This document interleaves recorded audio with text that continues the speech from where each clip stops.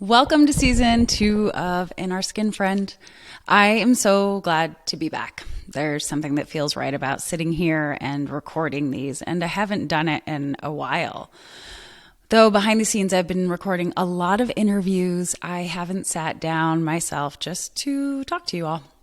And I don't know what it felt like to you, but for me, spring turned into summer, and here we are in fall, and I don't even know how we got here. It might not be fall where you are, but I'm sure you can relate to the passing of time.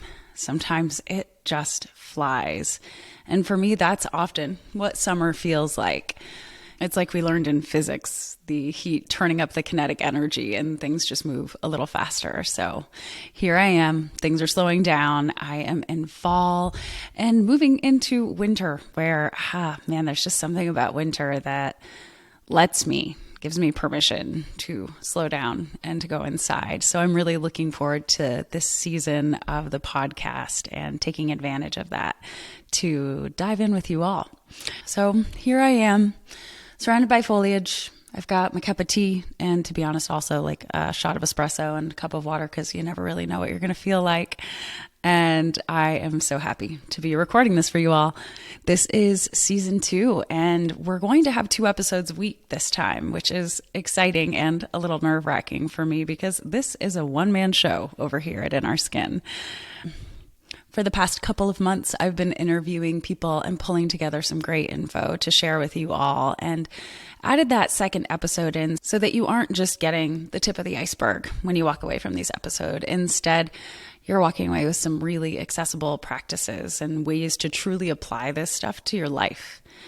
While many people find their way here looking for some sort of betterment, this isn't the kind of betterment that tells you you aren't amazing as you are. But this is here to offer you ways to find more ease, more peace, and more happiness in your life. Because as you know, In Our Skin is all about helping you feel better in your life. For those who are new or newly returning, I'm Ashley McCann. I've been working as a therapist, a coach, and a yoga teacher for over 16 years. It's wild to me how time has passed in that realm too. I clock this by my oldest son's birthday, and he somehow just turned 16. I remember being pregnant, working at the Eating Disorder Center in Harvard Square, and actually figuring out that I was pregnant because one day I wanted to gag at the thought of coffee, and it was like a needle scratched on a record, and everyone turned to look at me because I really love coffee. And since then, in some ways, not a lot has changed, and in other ways, so much has. The work that I love remains, and the way that I do it continues to grow and evolve, which is a part of why we are here. To keep learning, to dig deeper, to find greater understanding of ourselves, others, and to learn more from other experts. And I'm here to share with you all because teaching might secretly be my favorite thing to do. So with that in mind, welcome to season 2 of In Our Skin. Class is officially in session. Today's subject, Ayurveda. I have something akin to a crush on Ayurveda. You know what I mean? For me, it's got that intrigue that comes with knowing just enough to want to know more, and also this sense that if I had it all, if I knew everything about it, I might just become like the best version of myself. And I say this because though I have learned so much about Ayurveda over the years, there is still more to really integrate and understand, and it's really a life practice, though it can be broken down quite simply. So in our second episode this week, you will hear an interview with Doctor of Ayurveda, Gretchen Mills. And this week, I'm going to give you a little bit of a 101 on Ayurveda so that as you go into that episode and walk away this week, you might have something new in your back pocket that you can begin with. Ayurveda is a word that you may or may not often hear. And what is it really? So Ayurveda is a Sanskrit word. It means knowledge of life, and it is one of the world's oldest healing sciences. It's an Indian system of medicine that dates back over 5,000 years. So they've definitely tested and retested this one. And by the way, if you think of medicine, like I often do, like to medicate and take a pill, we're talking about that broader term of medicine, which is the treatment and even more so with Ayurveda, the prevention of disease. So Ayurveda is holistic. It's whole person health. This isn't just focusing on the body, but the mind and the spirit. And while it's deeply rooted in tradition, it's also so practical and relevant today. In our upcoming interview with Gretch, you're going to learn a lot more. Today, I'm going to give you some of the basics, a few things to help you begin to build an understanding of the vast system of health and healing that is Ayurveda. So before we dive into the practices, let's build a little foundation to springboard off of. Imagine that you're sitting down for a cup of tea and chatting with a friend about feeling kind of off lately. Pretty familiar for many of us to have this kind of feeling. Is it a mood thing? Is it something physical? Is it mental? But what about the fourth category that might just encompass it all? Maybe it's elemental. This is the foundation of Ayurveda. Whether it's mental, physical, or emotional, Ayurveda has something for that, and it is built around the elements: earth, air, water, and fire. So let's take a little overview of the basics. In Ayurveda, the body is governed by three fundamental elemental energies called the doshas: Vata, Pitta, and Kapha. Vata is associated with air and space. It governs movement, creativity, communication. If you have an excess of Vata energy, you might be more prone to feeling cold, anxious, or dry. Pitta is linked to water and fire. It controls digestion, metabolism, and transformation. An imbalance here might show up as anger or indigestion or inflammation. This one's me. Pittas are often strong-willed and fiery. I don't think I'm strong-willed, but yes, I am fiery. And they can get easily overheated, literally or emotionally. Now, Kapha, the third, is connected to earth and water. So Kapha provides structure, stability, nourishment, and tends to be calm. When it's out of whack, you might feel sluggish or congested or emotionally stuck. Each of us has a unique combination of these three doshas. We are not just one of them. And that combination determines our constitution, our physical, emotional, and mental constitution. We're a little bit of each, Vata, Pitta, and Kapha, in differing amounts. And I'm going to link a quiz to this in the show notes so that you can start to play with this a little bit to learn more about yourself after the episode. Ayurveda believes that health is a state of balance between these energies. But balance here isn't about equal and exact amounts. It's about maintaining the balance that is right for us, our constitution. So you heard me say that I'm a little more Pitta. I certainly have very Vata tendencies at times, and also really I'm drawn toward Kapha. I think I know I need more of that in my life and might have naturally a little bit less of it, but can definitely sink in and tap into that Kapha when I need it and when I can. So we all are going to maybe relate most to one or two of these, and we're all going to, again, have a balance of the three. But again, the balance is not going to be in equal parts perfectly. So when you look at your quiz results, you'll see you might have a little bit more of one. Now, when we're looking at what that right balance is for us, we're looking at what we were born with. Maybe not where we reside today. Stick with me. You'll understand this after I give you a few examples in a moment. But that right for us, born with it, constitution, is our inherent inner alignment. And that is our prakriti. The Vata, Pitta, Kapha balance that's right for us and the balance we were born with. When we're looking at where we are today, the balance of elements in this moment, as opposed to when we were born, we're looking at our Vikriti, the current state of balance. And you'll hear me often talk about it as an imbalance. You'll hear this in the episode with Gretchen because I am quite aware at this point in time when I'm swinging into a certain type of imbalance mentally, physically, and emotionally. And that's something that you can become more attuned to as well. The beauty of it is that you will know things that you can do to start to bring that back into balance. It's like a little wake-up call. So for example, I have a prakriti of a natural constitution that leans toward Pitta with a little less Vata and even less Kapha. I can easily drift toward more vata in my lifestyle on any given day. So my vikriti, or my current state, will look and feel a little more vata-esque.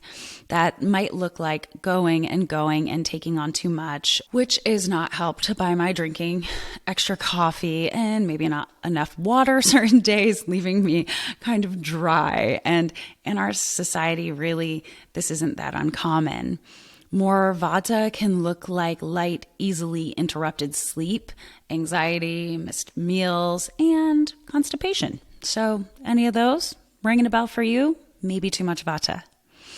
While pitta is the majority of my makeup, I can still go into imbalance here. So pitta is heat, right? So that heat can do good by firing up digestive processes or helping us get shit done, but it also can look like pushing too hard, whether in work, a workout, or simply having too much of that heat, which can look like hot-headedness, irritability, or digestive issues.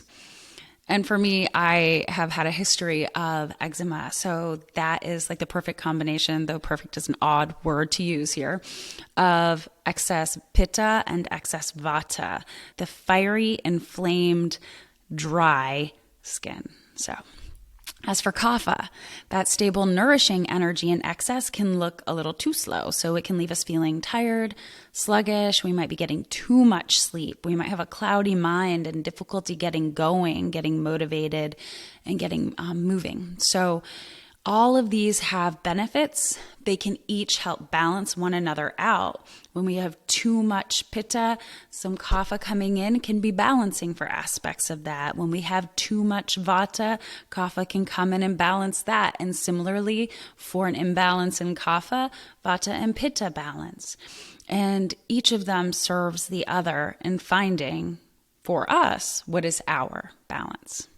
So when the doshas are in harmony, we feel good. When they're not, we don't. We can even experience illness that can arise when we aren't really working toward that alignment with our constitution, that balance of the doshic elements. And when we do, we can bring ourselves back into alignment. So what does the understanding of doshas give us? It gives us a personalized approach to health. This is really interesting to think about in terms of the people that I often am working with, women and men who are coming to me, who are trying to figure out how to get to a different place in their life in the way that they feel mentally, physically, and emotionally, often, as you know, in relation to food and their body. Do you know how many people I see that believe they should be eating a certain number of calories, eating a certain way, shouldn't be eating certain foods, should be eating certain diets, that are based on what worked for someone else? Have you ever experienced this? Someone you know, trust, maybe it's an Instagram person, that's okay, this happens. And you do what they do, and you do not get the results that they have gotten. It is so frustrating. And people work so hard just trying to figure it out. The desire is a good one. But when we are not aware of what works for our constitution, our composition, our bodies, our minds, what we do might be furthering the imbalance.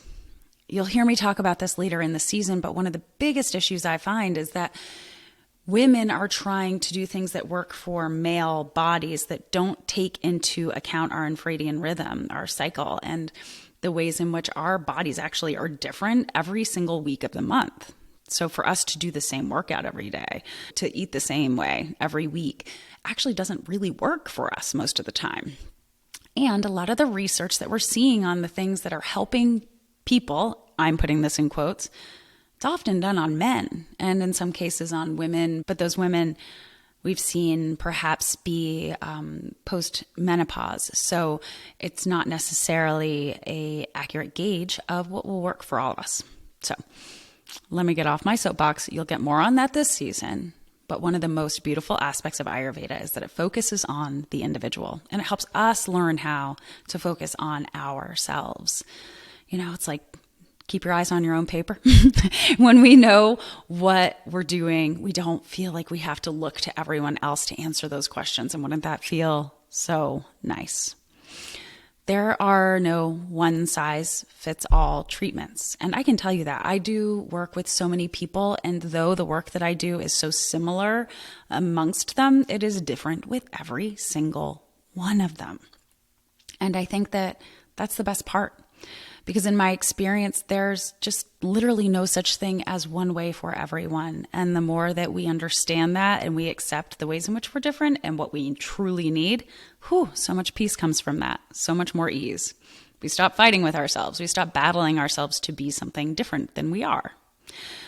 So, Ayurveda, it emphasizes our daily routines, our seasonal routines. And you heard me actually talking a little bit about the ways in which the seasons are different for me in the beginning of this episode. I wonder what your thoughts were on the seasons for you. And when we start to understand our daily routines and our seasonal routines and the influences therein, we can actually start to sync up our bodies with some natural rhythms that are in nature. And I know that might sound a little flowery, but it is actually insanely powerful once we connect to it and we realize it.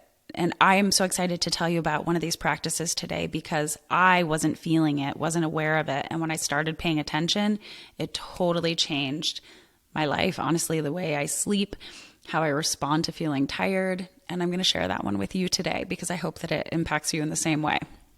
Also, great little handout I made for you guys, and it only took 200 hours. So I hope you enjoy it. All right. So within Ayurveda, there are so many points of access to begin to practice, to learn, and to understand yourself differently. And a big part of this is going to be to find what calls you and to begin to make the shifts toward alignment that work for you. This could be from when we wake and go to bed to beautiful rituals and practices that we can do every day before we take a shower or before bed or when we wake up in the morning. And these are a few of my favorites. All right, so let's get down to it. What I'm trying to offer you are practices that don't require you to know a lot about Ayurveda so that you don't have to know what your Prakriti are or your Vikriti, and you can still get in there and try these things out. So that means that what I'm offering you are the things that apply and can be useful to all of us. All right. So this first practice is something that is really simple. It is drinking a glass of warm water with lemon in the morning. I know not all of you drink your water warm, but I hope that you understand by the end of this why to do it and that it's worth it. In Ayurveda, how you start your day is super important. And the idea is to wake up your digestive system. So for those of you who might have scoffed at warm water, this is the reason. Warm water with lemon helps to flush out toxins, to rehydrate our body after sleep. The warm water stimulates our digestion. And that helps balance our Agni, which is the word for our digestive fire. So this is a little ritual that brings in some simple cleansing to help our body do what it naturally does, but a little more efficiently. From an Ayurvedic understanding, warm water is always nourishing and hydrating for our body. And the same is said for foods. Warm, cooked foods are considered most easily digestible. Adding lemon to the water in the morning is a particularly powerful tool. So that starts to kickstart the peristalsis action in our bowel, and that awakens the functions of the entire visceral body. It strengthens our digestive fire, which becomes slow overnight, and that allows us to metabolize food with a stronger capacity throughout our day. So I did dig a little bit into the why behind the lemon, and here's what I found. Lemon can help balance vata, and the citric acids in lemon help us find more calm. It can help lower blood pressure if we use this as a regular practice. It can also even out blood sugar and even protect against kidney stones. Lemons that bring us that vitamin C really can be beneficial because most of us don't get enough. And while so many of us might be deficient in vitamin C has these amazing benefits, with research showing us that what we get from lemons can support healthy aging and longevity, from cognitive function to a more diverse microbiome. So you can think of this as a mini detox every morning. I don't believe that we all need to do detoxes. Our bodies detox themselves. But for those of us who like the idea of it, just consider that as you drink this, you are helping your body become more efficient in those detoxification processes. So it's like giving your body a clean slate to work with for the rest of the day. All you need is warm, not hot water, a squeeze of fresh lemon, and one of the most beneficial things we can all try is to do this before we have our coffee or our breakfast. It's best on an empty stomach so that your body can absorb its benefits most effectively. All right, we're moving on to practice 2. Practice 2 is to begin to observe and practice aligning with the Ayurvedic clock, which is not something I expect you to know anything about. So come here with no information, no understanding, and my hope is that I give you enough that you can actually take this and run with it. The way in which we're going to do that is by going into the show notes and downloading the Ayurvedic Clock resource that I made for you all. This is something I wanted to share with you, so I made one that you are free to download for free, and it will guide you through this. But don't worry, those of you who are driving and who can't download right now, I'm going to explain this concept, and what you're going to walk away understanding, I hope, is that the Ayurvedic clock is more like an umbrella for many options, many practices, and different ways of beginning to make these shifts. The Ayurvedic clock isn't a practice per se, so I'm using a little poetic justice here. Practice 2 is something that I want you to consider a practice in observing. You will understand how to apply this observation process when you have a little more information. So let's dive into it. The Ayurvedic clock, just like everything else we're talking about here today, is a part of the ancient system of medicine, of Ayurveda. And it's about the daily routines and the body's natural rhythms and how those are influenced by those bioenergetic forces that we've touched on already, the doshas. And it shows us how each dosha, the vata, pitta, and kapha, impact our energy levels, our digestion, our mental focus, and our sleep. The clock divides our day into 6 time periods that correspond with the doshas. And looking at the information that is provided here can really help us lean into nature's rhythms, and what we know about the doshas can really help us boost our physical, mental, and even spiritual health, if that's something that you're looking for. So Ayurveda divides the day, as I said, into 6 parts. They align with the doshas, which tells us about the kinds of energy and the qualities of those different parts of the day. So for example, in the morning hours of 6 a.m. to 10 a.m., it is kapha time. And remember, kapha energy is calm, it's steady. And here, the kind of activity that is recommended by Ayurveda is going to be light exercise or meditation. It's the best time to have a meal that's nutritious while your metabolism is still waking up, because what we come into next at 10 a.m. to 2 p.m. is pitta time. Pitta is all about heat and transformation, and it is great for digestion. This is not to say that we shouldn't eat until we get into this period of time where we should only eat when we're at this prime for digestion, but this would be to suggest that maybe our largest meal is during this time. And that's why Ayurveda suggests making lunch your biggest meal. And they suggest eating here because what you will get as a result is more energy, better digestion, and it can help us avoid the afternoon slump, which might come if we don't eat enough, right? The afternoon hours of 2 to 6 then are vata. And vata energy is light and creative. So here people might feel more drawn to the things that allow us to be more open-minded and creative. And this also might be a time that we benefit from taking a break to have some movement, maybe an afternoon walk. So now 6 p.m. to 10 p.m., we're back into kapha energy. This is where winding down comes in. So let's all think about, like, right now, from 6 to 10, what does life look like? A lot of us have the best of intentions of doing that wind down during the 6 to 10 hours. I think that's pretty common. I have some friends who are night owls. Do not feel judged here. I spent years worrying about one of my friends because of her sleep schedule. You know who you are, and I love you. And I'm not worried. Some of us are different. Those with ADHD might have a night owl aspect to them that is not just in choice. So I don't want anyone judging themselves for this, and I will not judge you either. But what I'm asking you to do is look at this. During these hours, do you begin to feel tired? For me, I actually was feeling, when I started to observe this, really tired at the time my kids were going to bed. But as I told you earlier, I did the revenge bedtime thing for a long time. So it was just in my belief system that that was not my bedtime and that I had things to do and that staying up later was more beneficial.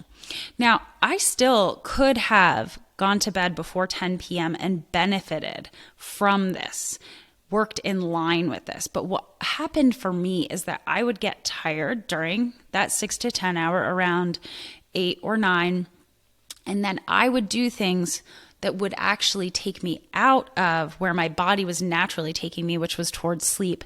And I'd go into more stimulation. So during these hours, we're winding down, and our body is actually likely to naturally be calming itself down or working toward that. So when we're paying attention, I'm just saying, notice how you feel, and then notice what you're doing, because we might be opting for things that are stimulating. We all know, and this is not a place for judgment, because a lot of these things are so ingrained and automated that we're not really even mindfully choosing them, but we might reach for our phones. We might be getting on TV or having TV on when we're trying to go to sleep. There are just certain things that do stimulate our mind and body, and we might even associate them with our wind down and our rest. So paying attention. Are we pushing past lethargy and those signs from our body that we're ready for sleep and going to bed, or are we not going to bed? We're just noticing. So what we're doing here, if we choose lower and slower, is we're prepping our body for deep and restful sleep. And if we get to bed in these hours, we benefit from what happens next. 10 p.m. to 2 a.m. is pitta time. Now, if you've been listening and these things are starting to click, you're like, pitta in the middle of the night? But pitta is like our fiery go energy. It's our get stuff done energy. It's fire and digestion. Well, if we're sleeping, then pitta's energy goes toward continuing to digest and metabolize everything from our day. It's like a nighttime cleansing that happens. It's doing all of this work that can only occur if we are asleep. And so if we're awake, what does it look like? We have a term for it. It's our second wind. You might feel yourself feeling awake and stimulated, energized, much like the pitta time during the day. So noticing this was something that was really helpful for me, because if I didn't fall asleep before 10, the likelihood of me having the likelihood of me having restless sleep, difficulty falling asleep, feeling wide awake at night significantly increases. This will still happen if I push my limits. This actually happened one day this week. I read to my son too late, and I knew it. I knew if I went in and I read to him that I was going to be awake, and I wanted to read to him. And so I went in and I was up until midnight. So, it's okay. Sometimes we choose these things and we weigh them out, because doing that for him that night felt like the right thing to do. And the next night, you better bet, I was in bed. So now what happens next? Again, we go into vata. So those early morning hours of 2 a.m. to 6 a.m., again, you might not relate to that as early morning because you're still asleep, and that's okay. But the early morning, according to Ayurveda, hours are 2 a.m. to 6 a.m.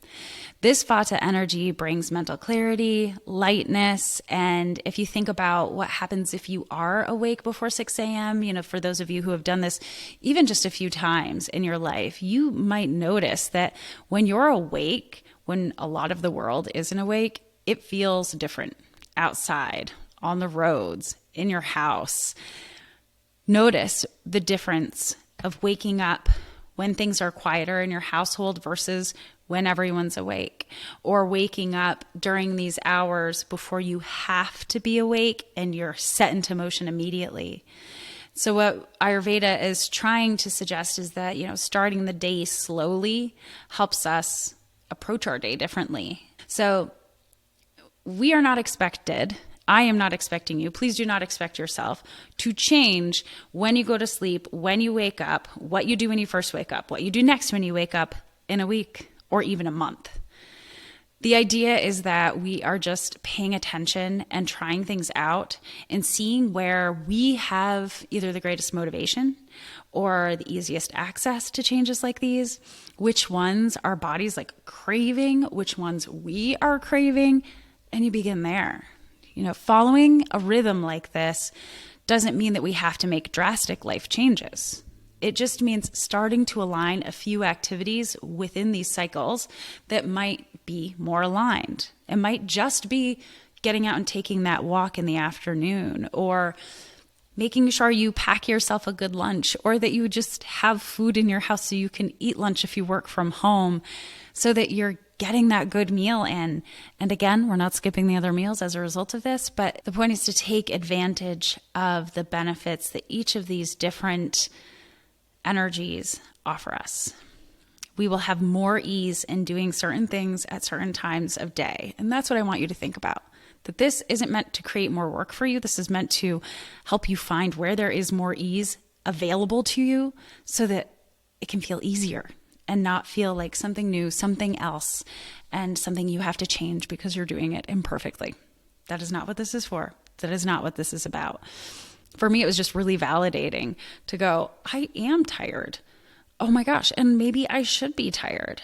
And maybe I need to start prioritizing that because I will want to. Now, if I didn't want to, like my dear friend who doesn't want to, then don't. Don't do it. I had that within me though. Like I wanted to make the change that I made. So what I want you to do with this Ayurvedic clock is just pay attention. Once you've looked at it and once you start paying attention to what it's suggesting and what it's offering, I want you to notice how you're feeling, what you're doing in the way that you're moving through the day, through the hours of that clock, and what Ayurveda and its clock is suggesting might better serve. And from there, you get to make your choice, right? Do I want to try to change this? Do I want to try and do something differently at these hours of the day? And now for the third practice. The third practice is truly just one thing. I'm not being sneaky again. This is a great one for beginning, I hope, because I think that it gives us a benefit. It doesn't take too much effort, and it's easy access. It is Abhyanga, and that is a warm oil self-massage. I can simplify that. It is a oil on your body process. If that sounds extravagant or like it is time consuming or lavish and you are having reactions to that, then just think about it. Like, have you ever put lotion on? Okay, then you can do this. Could you step it up a notch? Yeah, sure. Could you give yourself a little more time for that process? It might get harder for some of us when we talk about time. But in Ayurveda and in research, the benefits of this are great. What we're talking about is a practice that isn't just about self-care and our skin. It's about our nervous system. So daily ritual in Ayurveda is huge. In Ayurveda, Abhyanga is just like brushing your teeth or washing your face. There are some things that we do daily and we build them up and we don't question them and we make time for them. For me, it's like making the espresso. I'm not going to question it and I do make time for it. But when we talk about adding something new in, it might take a minute and that's okay. So Abhyanga is not just about our skin. It is about nourishing, but on an even deeper level than what you might be thinking. Abhyanga is for grounding our body. It is for our nervous system. It is so beneficial when it comes to stress and anxiety. And how many times do you, because I run into this obviously in the work that I do, but how many times do you wish that you had something for stress and anxiety? These are things we all experience. Whether or not anxiety is diagnosable does not matter. We are human beings. We have anxious experiences. We have times in our life where stress is higher, and it's not always within our power and control to bring that down. But what we do have the power and control over are the things that we do to meet ourselves when we are in it. And this is one of them. And here is how you do it. You take a small amount of oil and you begin to work from your head down, circular motions at the joints, long linear motions on the limbs. And I might not always take time to actually warm the oil. I won't use it cold. I'm not refrigerating it. But If I don't have the time for that and I'm hiding away, carving out time to do this, I might just warm it between my palms. I can do that. And I want you to have the experience of the warm oil. So definitely make time for it because it's like real good, like chef's kiss. Definitely worth it. But again, making time to try these things in the ways that you can, and then carving out more time and building it in. So you might try this a few days a week. And then you might find yourself craving this more and making more time for it and making it a daily practice. If you're wondering what kind of oil, traditionally sesame oil, not the toasted kind that you cook with. So it's not in the grocery aisle. I will link that. But you can also use coconut oil. And coconut oil is something you can buy just about anywhere you shop. And it's great, especially if you run hot. So if you can leave the oil on for 10 minutes or so, maybe more benefit. Right? It's going to soak in more, and you're also inherently giving yourself more time, more downtime, more nothing time, more less time, right? It's a bonus for your brain and your body if you can do that. And if you start by just doing one part of it and then stretching it and building it, again, that is what perfect is. It doesn't have to look perfect if waiting for it to look perfect means that you're waiting and never trying it. Better to try it and tweak it and build on it than to not do it at all, right? So I know, again, that oil massage can sound indulgent, or you might think I ain't got time for that. But what if you did? We make time for all kinds of things without meaning to. Think about it. Think about it. Don't judge it, but think about it. What is something that you spend time on every week that you don't really want to spend time on? I have plenty. Okay, so what would be on my list right now? Right now, I've got a daily battle. Okay, I spend time every day checking in with my son to see if he was supposed to give me his notebook from his teacher to sign for his homework. 20 out of 20 times, yes, he was supposed to give it to me. Did he set the reminder in his phone? I told him to set no. Is he going to be late to catch the bus? Yes. And then we are running and we are finding the book and I'm signing the book, even when I say I'm not going to do it unless he gives it to me without me asking. So there's one thing. What else? I spend a lot of time putting away other people's shoes. And I spend a lot of time making extra trips to the grocery store because I didn't plan meals or I didn't make a list, you know? I spend extra time doing a lot of things. And if I add that time up every week, I'm not going to do it. And I'm not going to judge it. But if I did add it up, I'd like have a lot of time for oil massages, guys. And I wonder if you would too. You know what I mean? We make time for things. We often feel like we don't have time. It's just the way of being a human, isn't it? So I want you to think about this. I want you to just try it. And I know some of you are like, oh, I'm not resistant. Why does Ashley think I'm going to be resistant to this? Here's why. I talk to people 6 days a week, maybe. And when we talk about the things that we can do to actually cope and to like feel a little bit better, I can tell you that at least once every one of those days of the week, I'm having that conversation with someone. I'm running into all the barriers for why they don't think they can do it. And I'm like them. I get it. It is so hard for us to think about taking time to do things, making time to do things, and trying new things. It's also really hard for us as human beings, I have found, to believe that something this simple could be really effective. Sit with this for a minute. When you have a lot of stress in your life, do you think that simple things are going to be the answer? Or do you think that your profound problems need profound solutions?